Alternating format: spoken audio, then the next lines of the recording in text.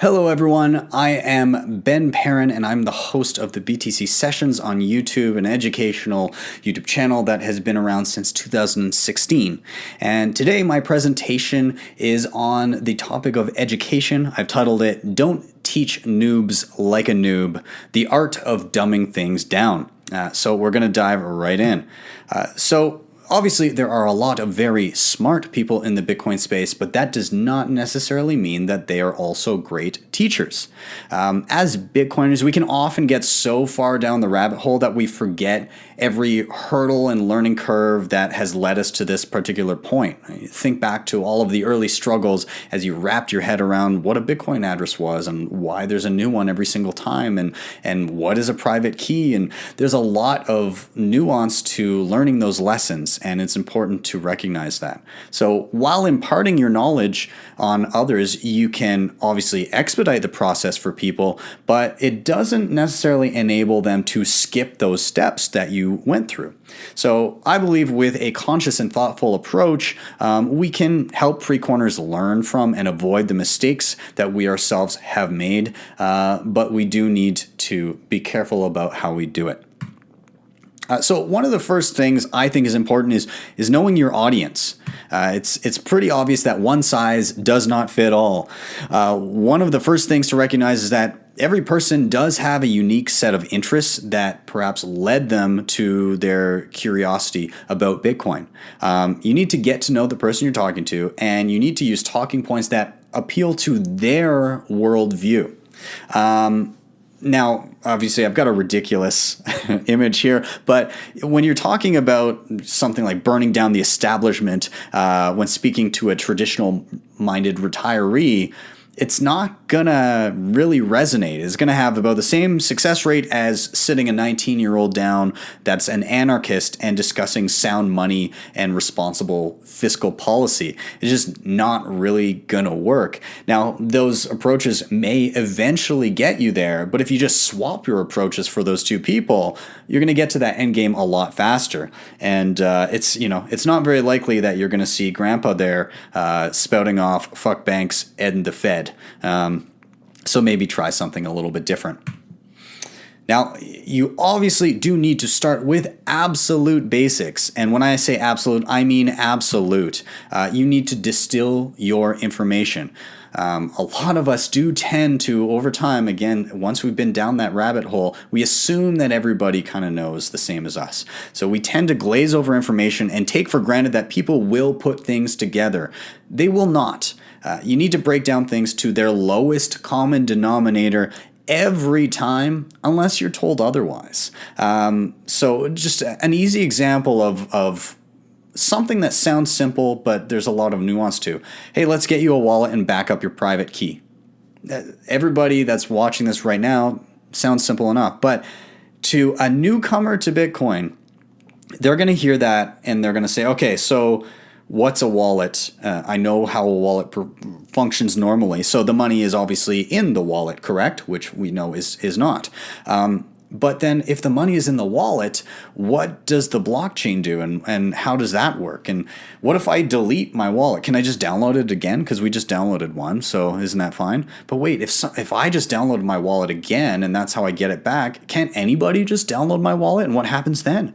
So then what's a private key? Like if I lose my wallet, then what good is a key going to do me because I can't even use it to unlock something? So this is the train of thought that a new person might go through. You've just said a simple sentence that you think is pretty straightforward, but you've just sent them down this realm of, God, what the hell is going on? So you got to be conscious of that, and you need to take a little step back and go a little bit slower than you think you might. So that leads me to take baby steps. Slow the hell down, everybody. Heading down the Bitcoin rabbit hole takes quite a bit of time. And honestly, it doesn't really end. You are always learning new things. So you don't need to race to get there, and you don't need to race to get other people to the same point you currently are at. You're still on your journey, and they're just at a different point in there. So the goal here is to start someone on their journey. You don't need to map out the entire thing in a single sitting. So doing so, if you try to overdo it, it's going to seem way too onerous, and it's really only going to serve to deter people from diving deeper because it's just too hard. So do yourselves and them a favor. You need to pump your brakes a little bit. You need to enjoy the view and just, enjoy those moments as people come to those points to go, oh, okay, I get it now. Relish in those moments a little bit, because if you think back, think of how amazing every little mental hurdle that you finally cleared to understand things. Step back and watch those happen, because if you do, it's pretty gratifying to see again. Now, one thing that I don't see a lot of from people is you need to ask a lot of questions. And I'm not talking about the person that's learning. I'm talking about you as a teacher, as somebody trying to impart knowledge on somebody else. You need to be asking questions. Now, of course, using questions, you can utilize it in a couple different ways. So, of course, you can lead a horse to water, but I don't want you to force it to drink, because it's going to have the opposite effect. So you can use questions to, of course, ensure that the person you're teaching and imparting your knowledge on is actually digesting what you're saying, making sure, hey, did you get that? Do you want me to go over this, use a different analogy? I can do that for you. But you can also utilize this to lead them to find answers on their own, because I often find that's the most gratifying when somebody goes, oh, wow, I get that now. So you're not there to tell somebody why Bitcoin is important. If you tell somebody why they need Bitcoin, they're not necessarily going to listen. You're there to assist them in coming to those conclusions on their own time. So this ties directly to knowing your audience. You need to ask questions of them that will lead them to their own aha moments. So let's take the instance of somebody that's, probably retirement age, in and around there, that is a little bit more traditional and probably comes from a time where they value things like sound money. And so you can ask questions like, well, how has the cost of living changed over the course of your lifetime? Were things different when money was backed by gold? Did you notice less appreciation in the price of goods? What have you had to do to stay ahead of inflation? Were you forced into buying stocks and kind of gambling with your money just to make sure you had enough purchasing power in retirement? Does it still worry you? Do you notice that people today, they don't know how to save? They don't know how to manage their money? What impact do you think that it would have on people's spending and saving habits if the money itself actually maintained or increased in value over time? And so in asking these questions of somebody in kind of that worldview where they already have an appreciation of sound money, you can lead them to see the value in a digital gold like Bitcoin. And now something I want to touch on here is imperfect analogies. Now, metaphors are fine, and actually Bitcoiners can create some great analogies, but I don't want to say that not to use them, but they are a double-edged sword and you need to be careful. So you can assist in one's learning with a lot of these metaphors and these analogies.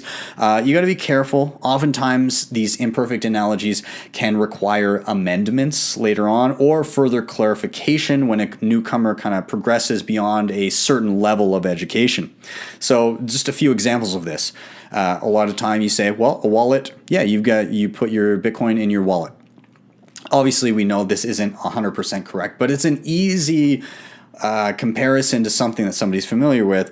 And then you can dive into the idea of private keys and how a private key isn't really, it's actually the credentials necessary to move your money on a globally distributed ledger. That's a mouthful and not easy for somebody to comprehend. So you need to think up analogies. Well, maybe there's a giant safety deposit box in the sky, and your private key is a key to, a set number of those boxes. And so it allows you to open up the box, pull some cash out, and you're allowed to slip that cash into anybody else's safety deposit box, but you can't unlock theirs. Only they do. Only the person with the key and the credentials can do that.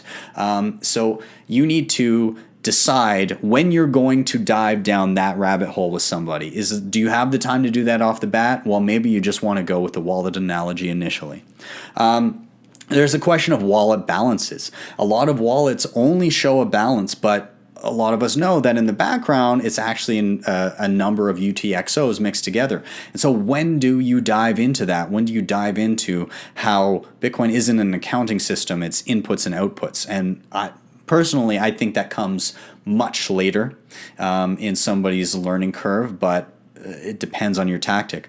And then, of course, there's the big one, and we've seen this play out over the last number of years, is instant and free. Bitcoin is instant and free globally versus the nuance of supply and demand of finite block space and data throughput and the pushing of things to layer 2 solutions to enable cheaper and near instant transactions. So again, imperfect analogies can be okay as a temporary measure in instances of limited time, but you do need to exercise caution with the individual you're teaching, because if that person is the kind of person who is super stubborn, they're dogmatic, and they're just totally incapable of shifting their views later on in light of new information, then you're going to want to tackle some of these issues very early on.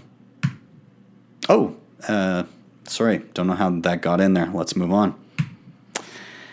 And finally, this is one of the most important ones, is aim for small wins. And again, it may seem a little redundant, but you need to go in with a mindset of kind of gradually leveling up. You're not going to be able to accomplish it all in one go.